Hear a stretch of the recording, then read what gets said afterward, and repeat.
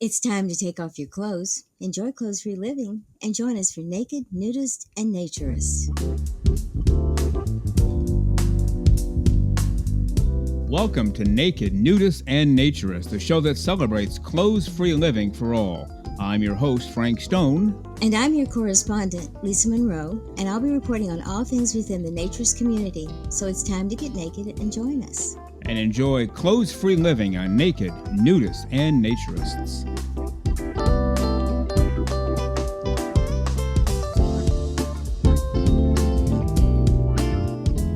Welcome on in to Naked, Nudists, and Naturists, episode 7 today. That's 7 out of 100 gazillion trillion octillion, because we're going to be here forever pumping out a brand new show for you every Saturday morning at 6 o'clock a.m. Eastern Time. The only exceptions to the every week thing will be holidays, and if I suddenly have to fly out of town to deal with my mother's healthcare situation. Long story, she lives far away, and sometimes things do happen. Otherwise, every Saturday morning, 6 o'clock a.m. Eastern Time, we thank you for being with us. We cannot do this without you, so we do thank you very sincerely for being with us on Naked, Nudists, and Naturists, episode 7 today. On today's show, of course, we will have our regular weekly report from Lisa Monroe, our out-in-the-field naturist correspondent.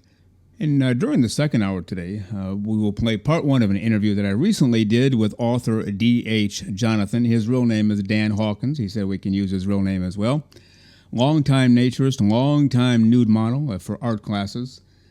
Heads out to the Beta Breakers every year for the last several years and gets naked as a jaybird and walks the entire race. So we'll talk to D.H. Jonathan / Dan Hawkins a little bit later today. Part 1 of my interview with him. And then I'll get to a couple of things in just a moment, but just to remind you, it is clothes-free living for all of the right reasons. Are we naked in the studio? Well, yeah, we certainly are.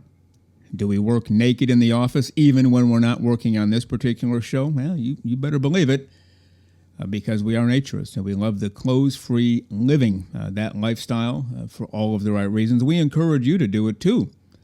Do you have your clothes off right now while you're listening? Well, great. We hope you do. That's the whole point. If you are not, what are you waiting for? Get naked and join us. You have about 57 and a half minutes left of this show, so make the very best of it and join us for the fun here. Now, if you're out at the grocery store or if you're driving around town, no, keep your clothes on. We don't want to do anything silly around here. And then maybe you can listen to the show again next week, or maybe even later tonight or tomorrow with your clothes off. Well, we get a lot of email here, as you might have guessed. Our email address, nakedforevermore@gmail.com. We encourage you to write in. We enjoy all of the emails. I personally read every single one of them and respond to every single one of them. If it's particular for Lisa Monroe, I'll shove it her way and she will respond. We share the same email address, so we both have access. nakedforevermore@gmail.com. We also get a couple of comments on our website and comments on the Spotify app as well. And we ask you to do that. Please send in your comments, your suggestions, what you like about the show. We enjoy reading those, and so please do that early and often. One of the ones that came up a lot during the past week or two, I talked about nude jogging on the beach every morning. I do that every morning between maybe 4 o'clock a.m., 5 o'clock a.m., whenever I get up and get out there. And, of course, walk to the beach right across the road from me, A1A in Florida. I walk there, I walk down the dunes, and the clothes come off. The only thing I wear there to begin with is a pair of gym shorts, so it's not as though I have 10 layers of clothing on. The gym shorts come off, and I run naked. I get my jogging in, trying to keep my health in check so I can live to be 5,000 years old or so. But the question that came up over and over again was while I'm running naked, while it's still dark, don't forget that it's dark and nobody is there. I have no desire to be seen running naked. That's not the point. The point is the clothes-free living, jogging naked at the beach, the fresh air, the waves, just the smell of the ocean. I love every second of it. I wish I could run all day in the dark down there, but of course, the sun comes up. That defeats that whole purpose. But over and over, people asked, while I'm running naked, do I carry any clothes with me, in case somebody does come down? And the answer is yes. Yeah, we don't want to be foolish or risky. That's not the point of naturism. Some people do that to get a thrill, to exhibitionism thing, and oh boy, maybe I can trick the system, and whether they get caught or not, then they pay the price or they don't. No, that's not what we do at all. There's no risk involved. So I do run naked on the beach every morning, and literally 7 days a week go down there and run. And I carry really two things with me, my cell phone and a pair of gym shorts. So the shorts I wore to the beach and took off, I carry them with me while I run. Just in case, the one in a zillion chance that somebody pops down to the beach, couldn't sleep, whatever, they decide to go for a walk on the beach at 4 in the morning, 4:30 a.m., 5 a.m., whatever, and I encounter somebody. And then the shorts would go on. That's never happened, by the way. Never, ever happened in all of the days, weeks, months, and now even a few years of running naked pretty much every day at the beach. So yes, I do carry shorts with me. Now occasionally, instead of going to the beach right by my house, I'll drive down a mile or 2 or 3 to some other great running places on the beach just to vary my running pattern so I don't get stuck in a rut and do the same thing over and over. When I do, then of course I have a third item. I have my gym shorts, my phone, and now my keys. Not a big deal. Very easy to carry while I run. All very light items. So that answers that question. People want to know, while I'm running naked on the beach at 4 in the morning or 5 in the morning while it's still dark with nobody down there, do I still carry clothes with me? And the answer is yes. No risk involved. Just enjoying the clothes-free living life for all of the right reasons. And if somebody were to pop down there, well, the shorts go on. And then I'm just a guy jogging on the beach with a pair of gym shorts, which you see every day. Now, we got a poem sent to us by a gentleman by the name of Paul Priestley. He said I can use his name. And up front, he said, I recently found your show after listening to the most recent The Naturist Living show. I really like your program because it fits me and my beliefs very well. So well, in fact, that I want to share a poem with you that I recently wrote that I feel fits in nicely with a comment you made in episode 1. Here is the poem. I hope you enjoy it. I wrote back to thank Paul Priestley for the terrific poem, and I said, would you mind if I read it on one of the shows? And he responded with, I would be honored to have my poem read, and yes, you have permission to read it on the air. I'm a life coach who firmly believes that when a person can take their clothes off and look at themselves in a full-length mirror and love what they see, they are ready to begin a life-altering transition from mental-emotional programming. I'm a member of the Triangle Area Naturists in North Carolina and find lasting happiness in myself when I can shed my societal costume and live my true self. My name is Paul Priestley, if you want to include that as well, as I am an unashamed naturist. Well, how about that? So here is the poem that Paul Priestley sent along. What? You go to places where everyone's undressed? Why can't you wear clothes like all the rest? Clothes are facades, they don't make us real. Can you be open to know how I feel? Yes, they see all of me, I cannot hide, but what they see of me is on the inside. I have bumps and scars and rolls I may not like, but when others criticize, they can take a hike. To live with such freedom has no name, to rid the mind of such bodily shame. The Bible says, let your light so shine. Societal clothing covers up mine. I used to be shy. How my confidence has grown. I feel deep inside I am growing into my own. To say how I feel I can't express. To know how I feel, you must undress. And that's from Paul Priestley. And Paul, we thank you for that poem, and keep them coming. Very well done. We also got an email from a gentleman who goes by the name Austin. He said, hello, I'm loving your show so far. Great to have a new voice in naturist media. I have a suggestion for an episode. I would love for y'all to dive into the relationship between religion and naturism. I am a born-again Christian who believes naturism can be practiced in a God-honoring way.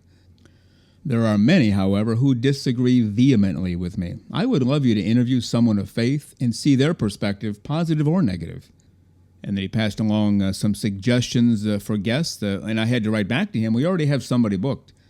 I don't want to give the names away. I don't have permission to do that, but they are going to be on episodes 17 and 18, which are scheduled to air on October 21 and 28. It's a married couple, Christians, born again, Bible-believing. They have their own website that explains why naturism was God's plan to begin with. So we will do that in October.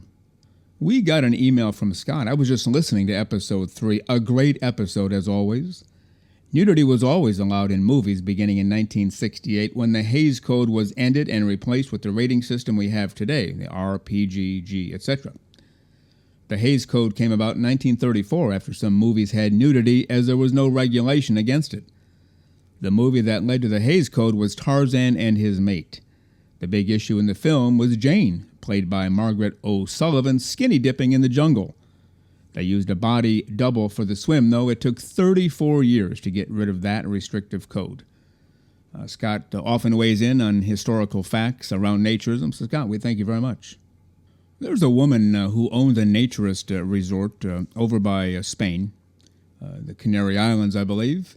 And her name is Carrie, and she's going to be a guest on our show for episodes 21 and 22. She owns the BHH Naturist Resort in Fuerteventura. Good thing I took Spanish class way back when.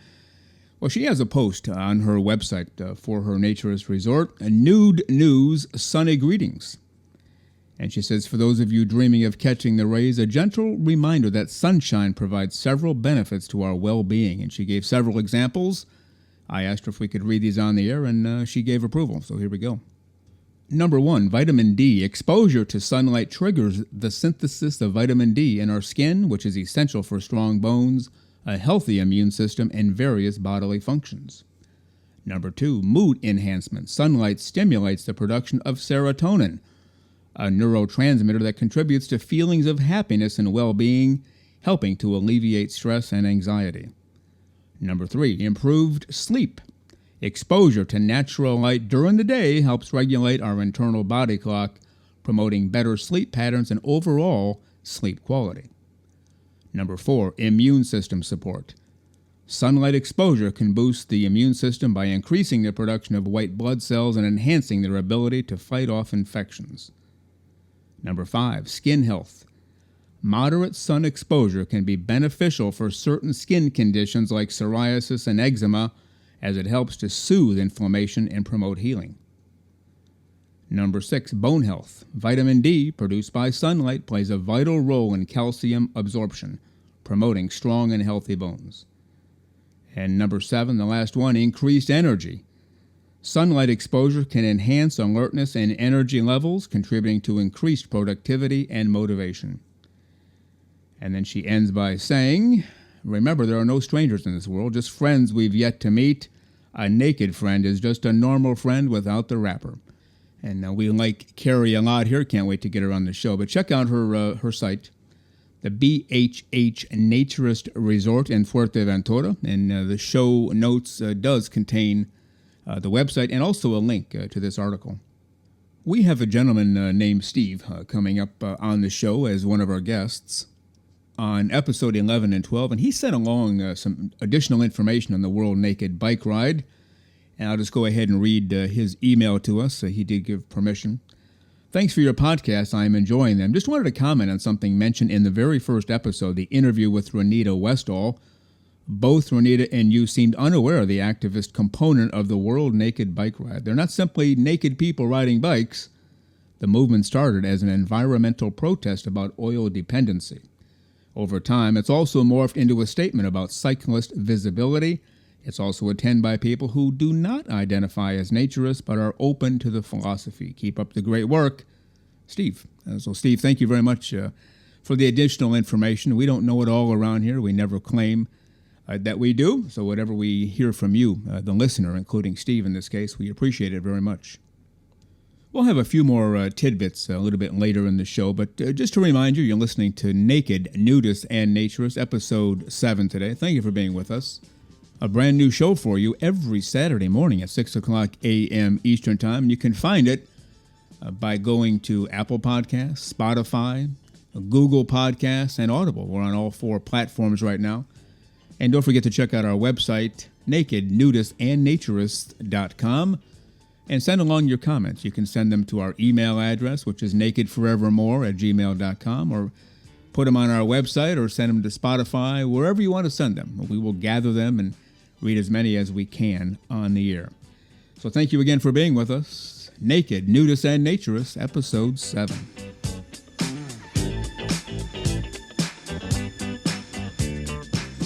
So let's bring in our correspondent, Lisa Monroe. Good morning, Lisa. How are you today?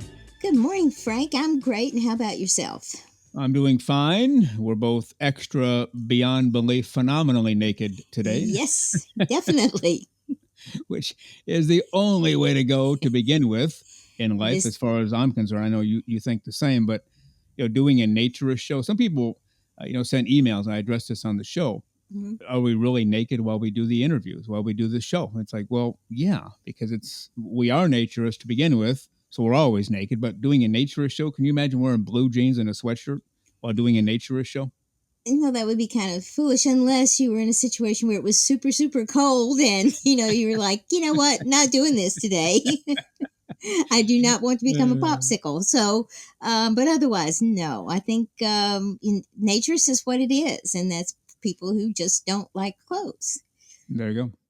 All right, well, we are going to free some nipples today. Yes, And we are. You've already freed yours up, which is good. But what's going on out there in the world with the Free the Nipple campaign? Well, I had heard about this, and I kind of stumbled across something about it a little while ago, and I thought, my gosh, yes, that's me. The first thing that comes off is the bra. I can't stand it. But this whole campaign came about as an equality movement for women, and it's just one of those other barriers that we've always had. So, like the bike day, it started out as a sort of political movement, a social movement, so to speak, about women's equality. And because, if you're sitting on the beach or you're sitting at a park and the dude you're with or the men around you have no shirts on, why do we have to have one too? Mm-hmm. And the argument is, that this is not a sexual thing, that this is just a part of our body, and it's, not used for sexual purposes. It's not intended for use for sexual purposes. So let's get them out there and let them have fresh air. So the campaign started in New York City, from what I understand, by a filmmaker. I think her name was Lena Ensko. And it was back in 2012. So this is not a new thing. Mm-hmm. And she took a video of herself walking through New York topless and posted it to social media. And apparently it went crazy under the Free the Nipple hashtag.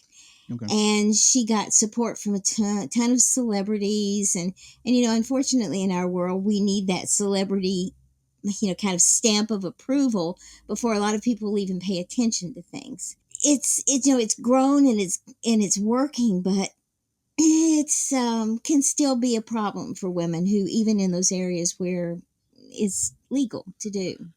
Okay. Now, a couple of things on that. Many years ago, I'm guessing 30 or 40 years ago, as I like to say, way before I was born. Oh, of course. They had this whole deal, where women got together to burn their bras. Yep. And because I was much younger and much more immature, I thought, well, this is great. Do they need some help? I'd love to be there. But I've grown to understand it's really not about showing the breast, because we're sexualizing things. That's the exact opposite of the goal here. I still have no idea, and I've asked this of a number of people, men and women, why women cannot walk around with their shirts off, because men certainly can. I can mow my grass with no shirt. I can be on the beach all day and all night with no shirt. If you as a woman try either one, you'll probably find some level of resistance, maybe even law enforcement. Do we have any idea where this came from and why it hasn't gone away by 2023? I think it's still back to this. I don't know if it's protection, if it's my sense that women are restricted from doing things, and this is going to sound terribly feminist. I don't mean it for it to sound that way. What I mean for it to sound is basically the truth, that men have a tendency to look at naked women as sexual objects, and therefore if there's one walking down the street, then that's where their head goes, instead of, oh, that's a lovely woman, not even paying attention to it. Then it starts a series of things that most women don't appreciate, and most men don't act like they can control, which I know better. Yeah. So I don't know if it's a control issue, if it's a fear issue. but it is certainly a you're not doing that because I don't want you to issue. Part of that to me is normalizing the darn thing. If we see today, right today, if we see 25 women walking down the street naked, as men, we're going to say, hey, look at Hmm. this. This is pretty good Hmm. news. This is exciting, and so on and so forth. But if we see 25 naked women walking down the street every day for the next several weeks, months, years, it just becomes normal. Just like there was a time women didn't wear pants, they had to wear a Exactly. dress or a skirt. And when they put pants on, it's like, oh, look at the shape of that. And now Yeah. it's just nobody looks a second time. It's normal. Will we ever get to that point, do you think, where it's normal to see women without a shirt in public as we see men all the time? Considering how things are kind of rolling around right now with the restrictions that are starting to come on everything that we do, everyone's trying to protect us from something. I don't know. I think it's kind of so much ties into the naturist movement, in that naturists are trying to get how we feel about being in commune with nature as part of the normal day-to-day life for ourselves and for other people, that there's some real tie in here. And I think the same stigmas apply for women, at least in both, and not so sure for men, but for women I think it's both kind of situations. So I don't know, it's I'm hoping, I would love to see that. I don't think there's an issue with this. We have now sort of come across that barrier of women nursing in public, but you know as well as I do, if you see it, somebody's going to complain about it. Yeah, that's There's true. Yeah. always going to be somebody. And that's one thing that I think people need to understand. Women need to understand, regardless of where you are, and if the laws on the books and the municipal codes and all of those things do not ban topless in public, you can still be arrested. You can Yeah. still be charged with public indecency or disturbing the peace or lewd behavior because they can. Now, the article that I read when I was following up on this said that, hey, if that's the only crime you've committed, you weren't jaywalking, or, you didn't throw trash on the ground, Yeah. then odds are that will get thrown out of court. Sue the jurisdiction, and you'll probably be okay. But do you want to take that risk? Most women probably wouldn't take that risk. All right, because it's still a bad day. It's still money for an attorney, and it Exactly. just begins to be a hassle. And that's where that kind of law enforcement becomes intimidation. Like, I'm a woman, the law says I can walk around topless, but if I do, I might have to shell out several $100 for an attorney and have something on my record. Exactly. That's not right. That's not right at And all, is it? and remember, we talked about this in about the naturists in Australia, who were, there was a beach there that was traditionally always a naturist beach, Hmm. and yet all of a sudden people started getting ticketed for and fined for being naked on that beach when there's no real law against it. But the police started to crack down, probably at the insistence of some irate person who complained. So, it's these are the things that we're all running into. And that's why I think that this topless day, not only is it good and fun, especially for those of us who want to do this, it's also a situation where this impacts all of us, male or female. And we need to be, we need to think about this. Yeah. Now, of course, the biggest city that's doing this is New York. You and I are both in Florida. But if you were in New York City on August 26th this year, could you see yourself doing that? Just walking up and down the Yes, street topless? Yeah. absolutely. And Right. and there is, I think, some safety in numbers too, Right. and a way of showing solidarity, if you want. And it's like any other movement to right any sort of idiotic wrong. I think that the more women who participate, the better situation this will be for everyone. But it just comes back to that mindset of how we're brought up, how we're taught, and how we look at the human body. And if we can do what we want to do as naturists, then please, Yeah. think about this and embrace it and enjoy it. And so, Go Topless Day is on Saturday, August 26th. So, Mhm. ladies, go out there and Yeah. free the tits. That's right. You mentioned that there's power in numbers. If every woman in the United States, or I guess around the world, took their top off and said, you know what, to heck with you guys, we're all topless. Well, they can't arrest all of you. And so they'll probably at some point say, okay, that's it. The party's over. Women, you can go walk around topless.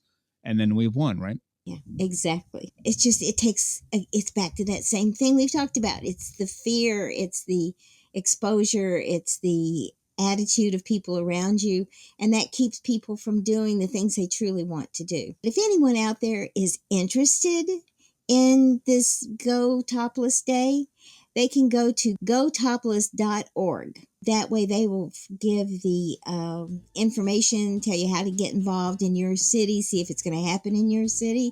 And if you want to, go out there and enjoy it. All right, Lisa Monroe, I know you will have your nipples free all day and all night and again tomorrow because that's what you do. But we thank you for your report. Go out there and stay extra naked. Have a great day. We'll talk next time. Absolutely. Have fun, Frank. Bye. All right, you too. Thanks. Bye.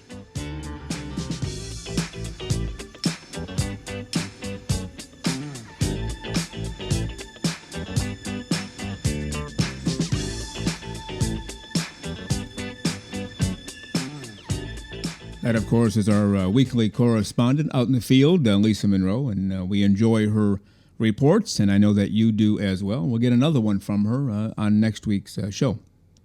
I also forgot to mention we have a presence on Twitter now. It's building, and we're getting there, but you can contact us there as well.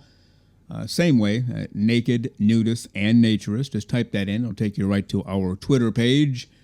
We try to give likes and retweets where appropriate, and we respond to everybody there. A lot of times our administrative assistant, Jennifer Hill, will do the responding in the messages, but sometimes I do too. And we try to make it clear as to which one of us is responding. But the tweets, retweets, likes, I usually do those myself. But you can find us there. And one of the people we found is part of a married couple. They live in the Netherlands, Amsterdam. John and Marion, and they have a website I want you to check out because it's terrific. It's all about naturism. And it's an abbreviation, I guess, for naturism, ntrsm.com. ntrsm.com in the show notes as well. And that's John and Marion. They run this site together, and they are fantastic about spreading the word of clothes-free living for the right reasons.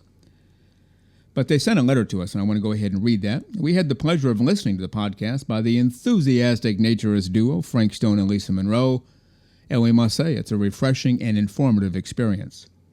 The duo's passion for clothes-free living shines through in every episode, as they explore a wide range of subjects related to naturism.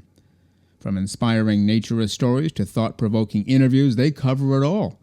We particularly appreciated their focus on accepting one's body and developing a positive self-image, promoting body positivity and self-confidence.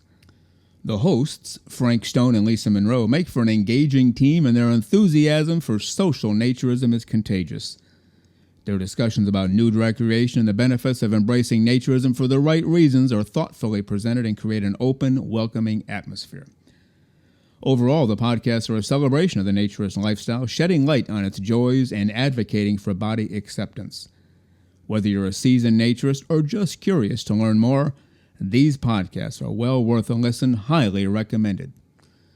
And we thank John and Marion from their naturist website, ntrsm.com. Check them out and give them a hello as well. They're on Twitter, which is where we met them as well. And again, if you'd like to write in, you know our email address, nakedforevermore@gmail.com. You can find us on Twitter. You can find us on our website, nakednudistandnaturist.com. You leave a message there. You can leave a message on Spotify. If you want to leave a message, a lot of places to do so. And again, you're listening to Naked, Nudists, and Naturists, Episode 7. Well, let's get to part 1 now of my interview with D.H. Jonathan. That's his pen name. His real name in real life is Dan Hawkins. He's out of Texas, and he's a long-time naturist, a long-time nude model for art classes. He tells us 38 years he's been doing that. He's been showing up at the Beta Breakers and getting naked as a jaybird for the last several years. And he's also written a number of books, naturism fiction. So let's get to it right now. Part 1 of my interview with D.H. Jonathan / Dan Hawkins. So let's bring to the show this morning a terrific gentleman from the state of Texas, the Dallas Fort Worth area. Believe it or not, we talked off air. He's not so much a Cowboys fan anymore as he is a Texas Rangers fan. Maybe we'll talk about that a little. But primarily, he's coming on here to talk all about his naturist life, his nudist life. He's been to a lot of naked festivals. He's written a number of books on the topic as well, and we'll get into that. He's done a lot of art modeling. So let's bring him to the show this morning from Texas, Dan Hawkins. Good morning, Dan. How are you today? I'm good. Thank you, Frank. I'm happy to be here. All right, good to have you with us as well. I want to get right down to the nitty gritty here. Okay. Doing some background checks on you, I discovered that I had actually seen you maybe 5-10 years ago all over the internet. There's Naked Dan all over the place. Lots of Yeah. pictures of you. And I didn't realize you were the Dan who was coming in today until just a few days ago. So maybe just kick that off. It seems like you go to a lot of naked type festivals, certainly the Bay to Breakers. I don't know if you go to the that one out in the desert, but what's that all about? You show up, I'm guessing you show up with clothes on, and then you just take them off and stay that way until somebody says, hey, you got to put your clothes on and go home? Yeah. Mainly Beta Breakers is a 12K race in San Francisco. Starts downtown on the Bay side, kind of by the Embarcadero in San Francisco, and goes all the way through San Francisco's on a peninsula. It goes all the way across the peninsula through Golden Gate Park to the Pacific Ocean side, which is the Breakers, hence the name. Before the pandemic, it was, 40 to 50,000 people would register for the race, and another 100,000 would show up and either just watch the race or participate as bandits. Wow. Okay. There's a lot of kind of sometimes silly traditions at the race. Like at the starting area, everybody throws tortillas up in the air. I don't know why. A lot of people wear costumes, and some of those costumes are really elaborate. And I don't know how people can walk 7.5 miles in some of those costumes. Yeah. But there's a select few of us who do it nude, and it's become such a tradition that it's allowed by the San Francisco police or the government or whatever. Yeah. In fact, I started doing it in 2009. Okay. In 2012, they passed a law banning nudity on the public places, but they wrote in an exception that nudity would be allowed for any event with a city permit, provided that the organizers of the event allow nudity.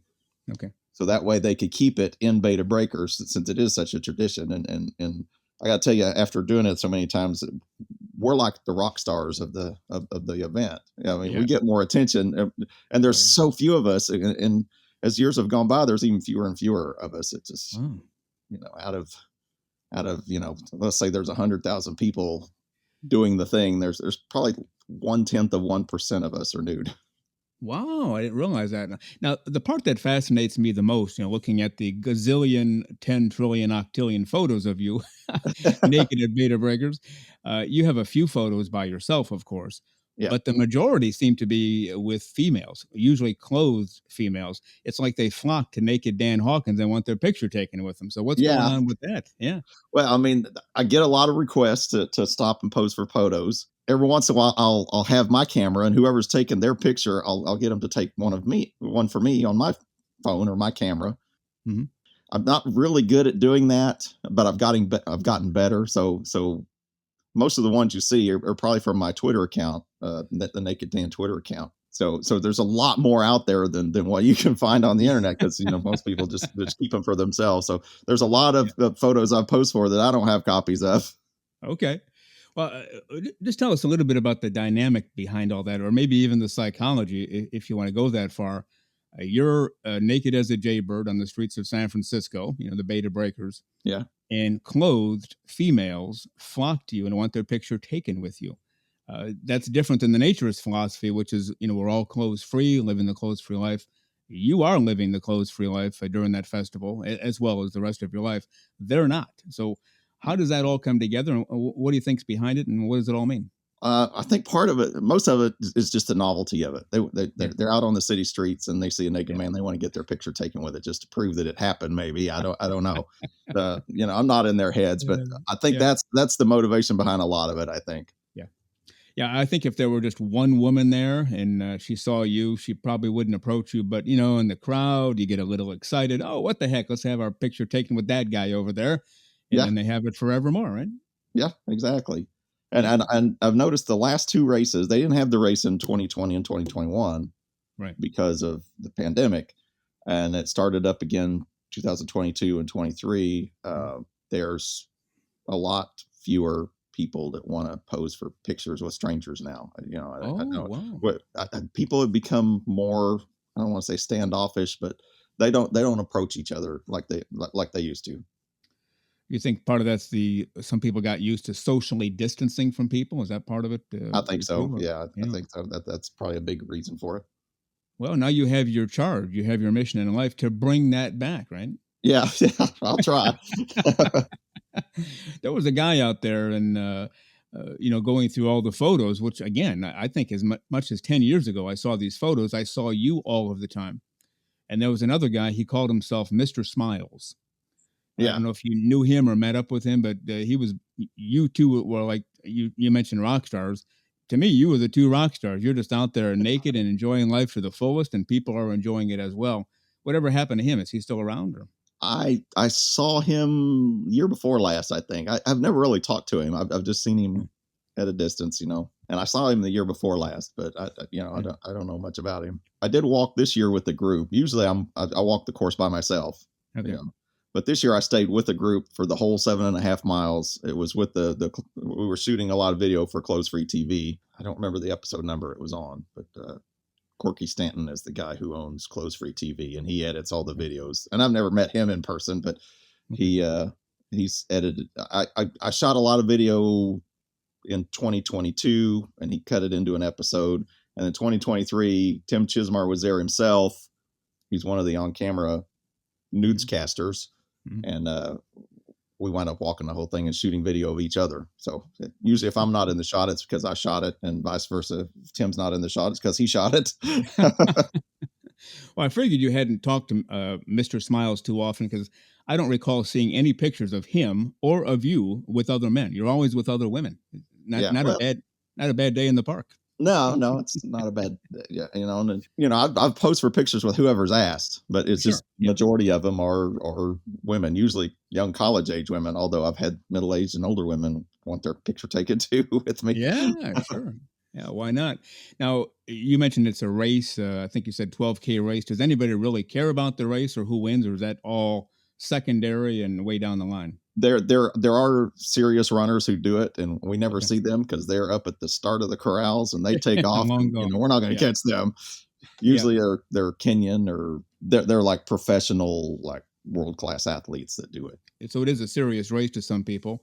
Yeah, But then you can do the other thing, just walk and enjoy life, or you can get naked and enjoy life. And yeah, wasn't there a time in San Francisco, you mentioned up till 2012, before that, you could pretty much be almost naked anytime in San Francisco? You didn't yeah. have to have a permit, just let it all hang out, right? Yeah, I think it was after the 2012 race. I walked almost all the way back to the place I was staying, the hostel, naked. I walked all I walked down Yeah. Market Street naked Yeah. after the And, race. There wasn't a race going on. It was just regular business, and I was just walking naked. yeah, I thought so. I thought that they were fairly lenient on that, but Yeah. do you know why they clamped down on it? Uh, Complaints from the crowd or politicians get involved or what? Politicians getting involved mainly, Yeah. trying to curry favor with businesses and voters and whatnot. There you go. There you go. Yeah. What about the Burning Man thing? It's out in the desert somewhere, Utah, Montana, wherever that is. Have you been to that? Yeah, I think it's in Nevada. I've Nevada. never been. Okay. It's one of the things I wanted to go to, but I've Mhm. never been to that one.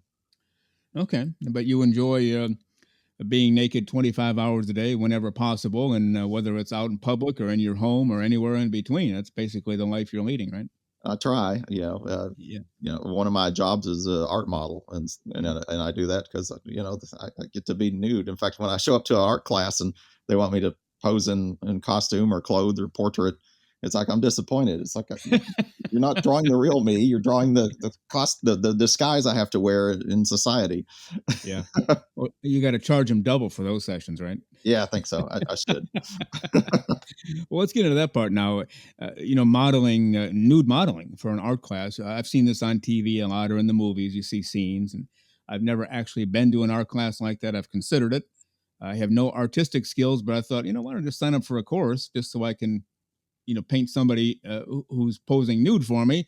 But that would be kind of silly as well. So, how does that work? Now, you walk in, you have your clothes on, of course, and at some point they come off, and from what people have told me, any kind of modeling, but especially new modeling, it's not easy to do because you have to hold poses for a long time, Mhm. and it can get kind of tiring on your body. So maybe just take us through what's that all about, nude modeling for an art class. Well, the classes are usually 3 hours long. Uh, Oh, I always try to get there early. I mean, yeah, especially if I'm going into Dallas, because I don't know what the traffic's going to be like. right. So I plan ahead, and so I get there really early. So I've got a lot of downtime. I'll usually change into a robe. So I Mhm. get rid of the little elastic waistband marks or whatever marks from the clothes. My socks usually leave marks on my ankles. I change into a robe.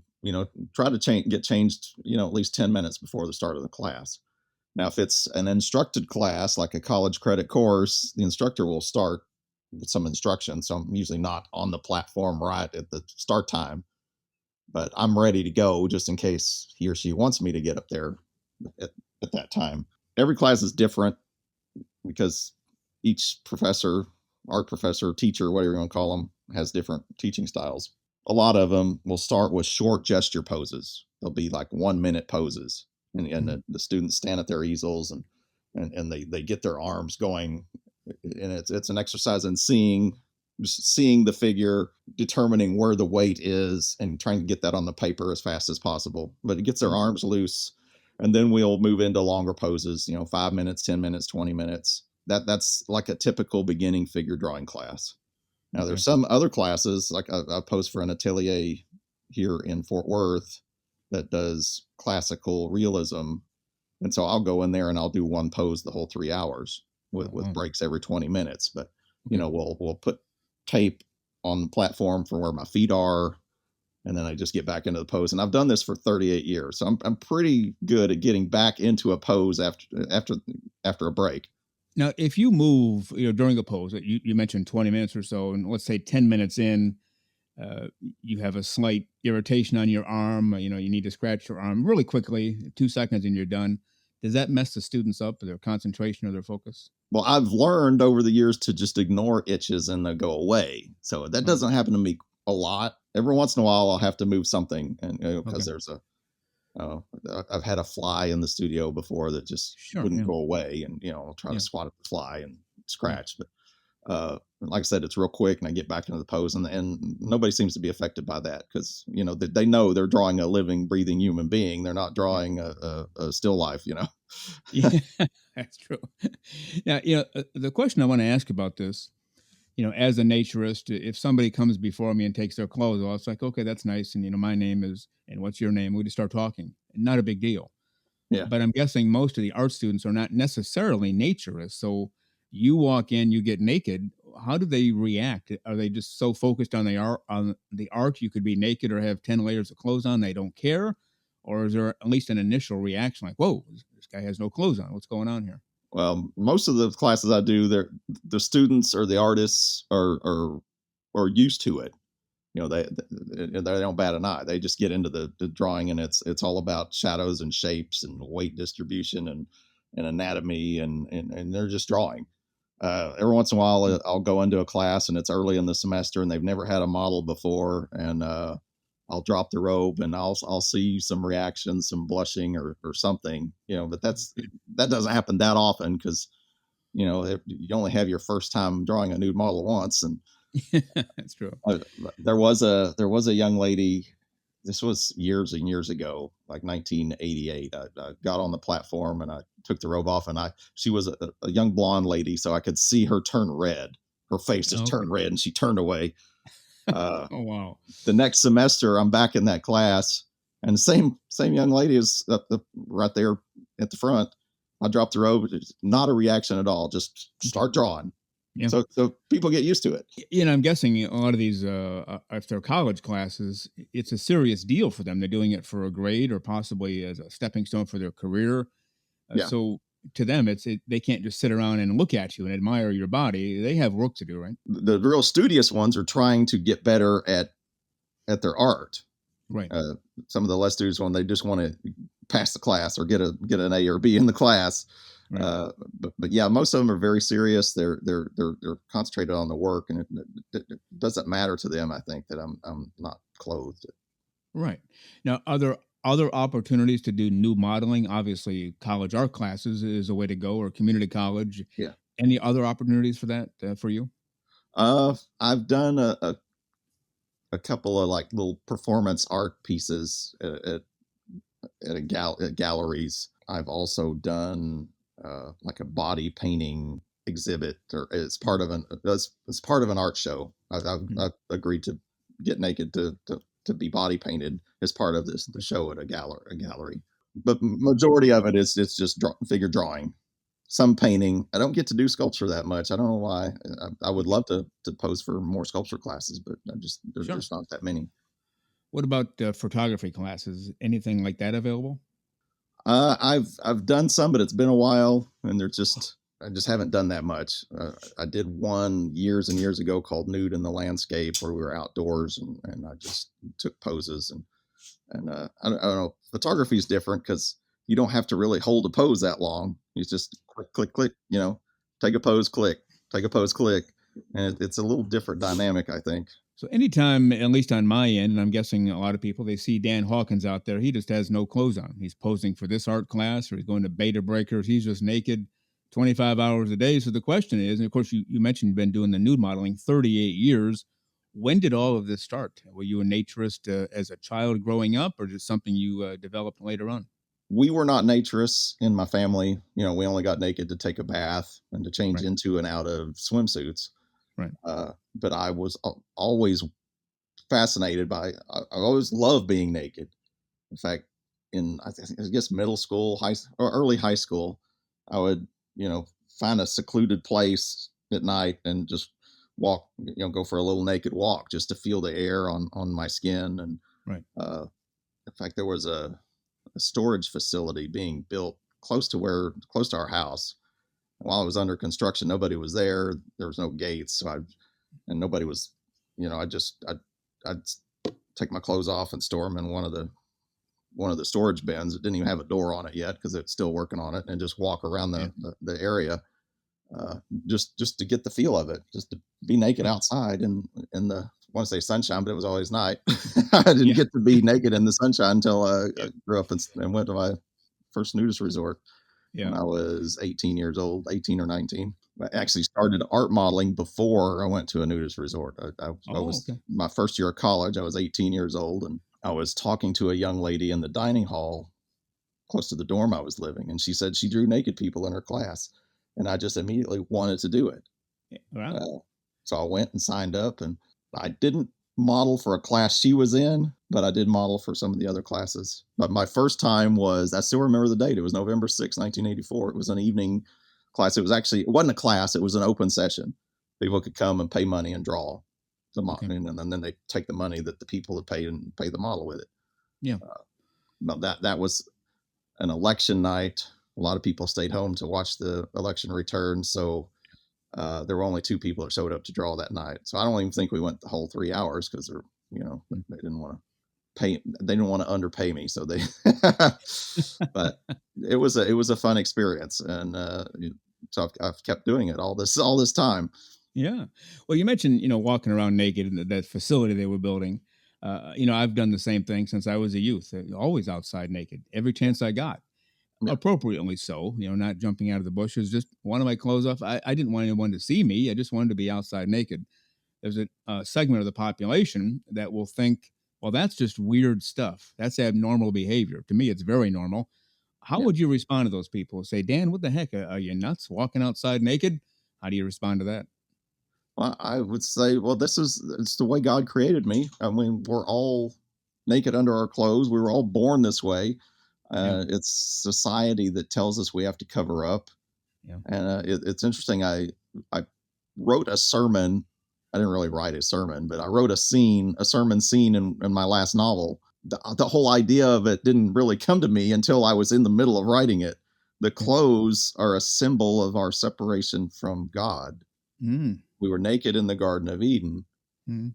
When we sinned, ate the apple or whatever, the fruit from the tree of knowledge, that's when we started feeling shame and trying to hide from God. And then God came down and said, well, those fig leaves aren't going to do it for you. So here, I'm going to kill an animal and you can have its Yeah. skin. I'm Yeah. going to show you what you've done. Yeah. And we've banished from the garden. And since then we've worn clothes, and it's like symbolic of our separation from God. And then when in the Christian theology, when Jesus came and died for our sins, when he died, he was naked Oh yeah. They, on they the don't tell cross. you that, but it was Yeah. without question. When he That's how was they did it. Yeah. resurrected, he left his grave clothes in the grave.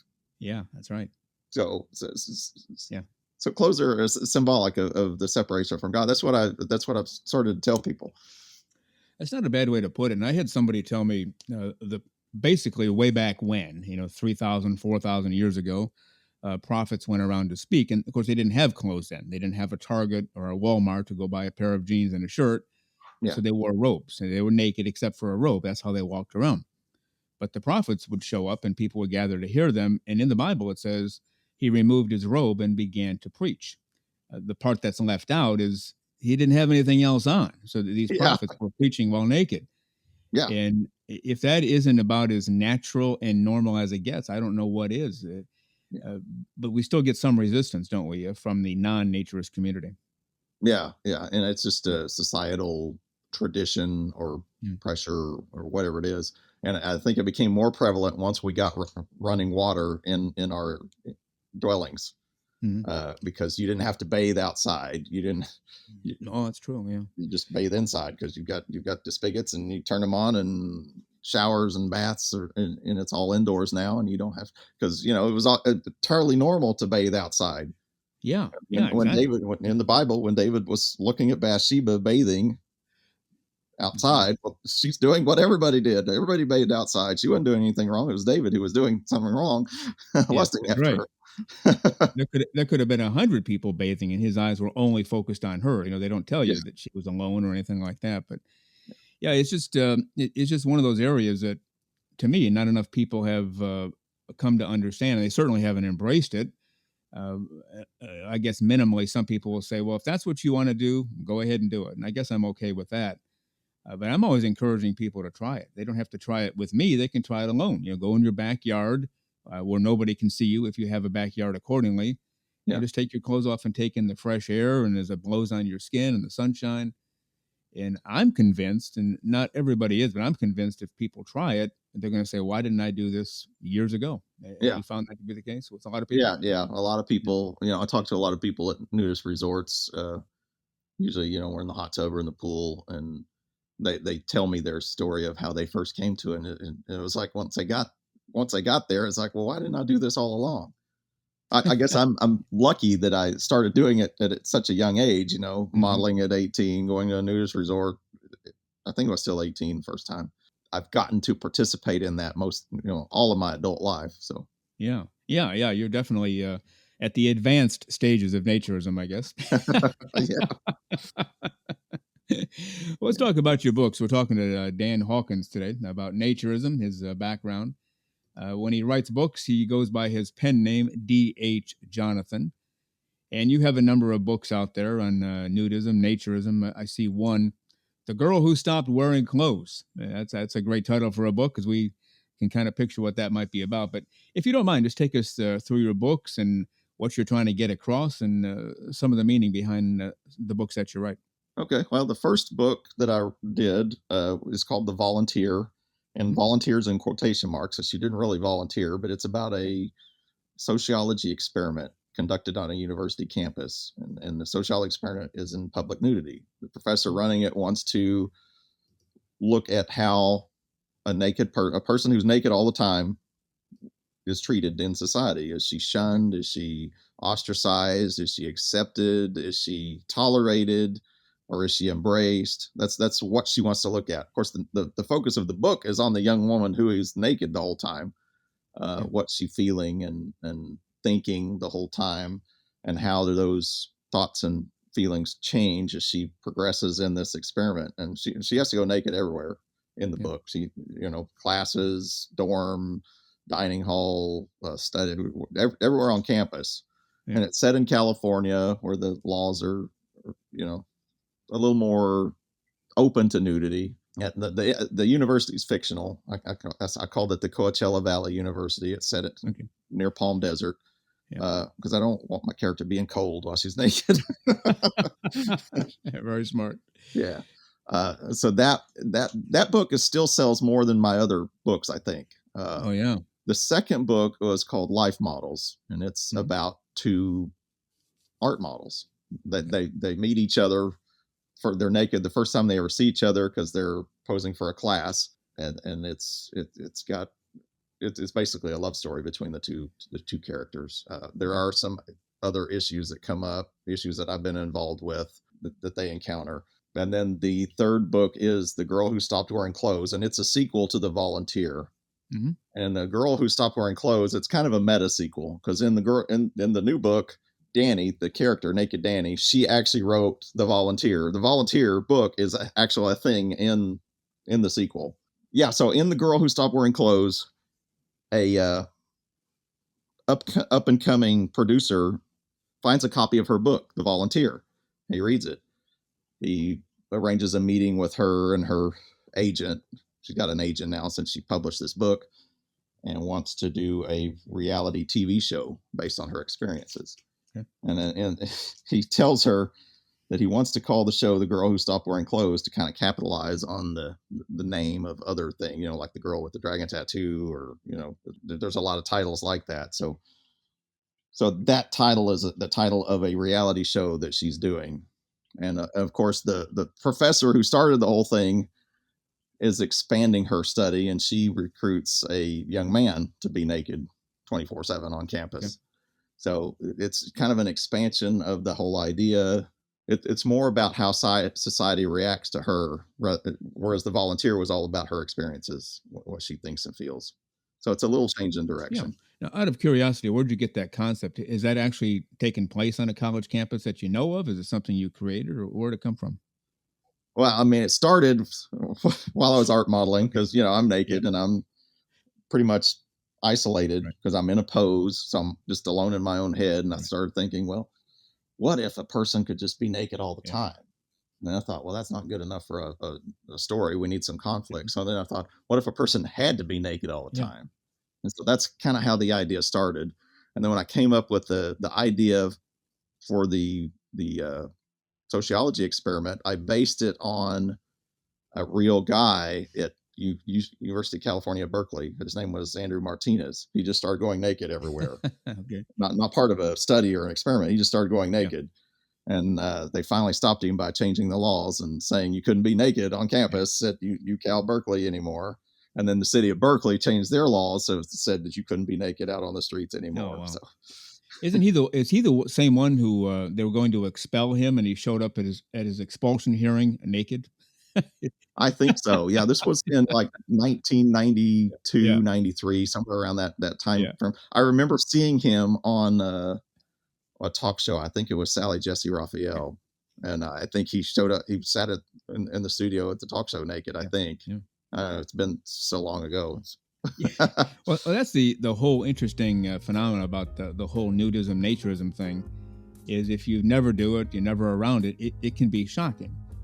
But if you do it all the time, like that girl from your book who had to do everything naked, walk around campus, eat lunch, naked, after a while, I'm guessing people, oh yeah, there's a naked girl, whatever, let's go to class now. Yeah. Not a big deal once you get used to it, right? Yeah, there's a quote I've seen. I can't remember who it's attributed to, but it says nudity, when generally practiced, quickly becomes unremarkable. Yeah, exactly.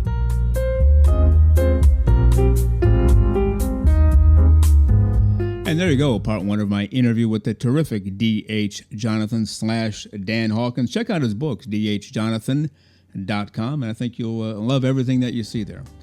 You've been listening to Naked, Nudists, and Naturists, episode 7 today. We really thank you for being with us. And don't forget to come back next week for episode 8 of Naked, Nudists, and Naturists. Plan to join us for every single one of our shows here and have your clothes off when you're listening. We have our clothes off when we're broadcasting, enjoying the naturist life. We celebrate clothes-free living for all. Remember to enjoy being naked and join us again for Naked, Nudist, and Naturist. We drop a brand new show every Saturday morning, so come back and join us. Have your clothes off when you do for Naked, Nudist, and Naturist. Have a great clothes-free day.